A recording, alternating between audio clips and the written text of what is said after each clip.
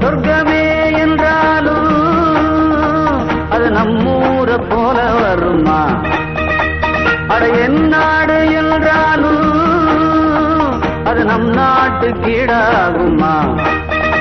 பல தேசம் முழுதும் பேசும் மொழிகள் தமிழ் போல் இனித்திடுமா?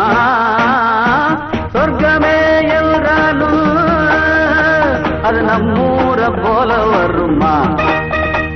அட என் நாடு என்றாலும் அது நம் நாட்டு கீழாகுமா?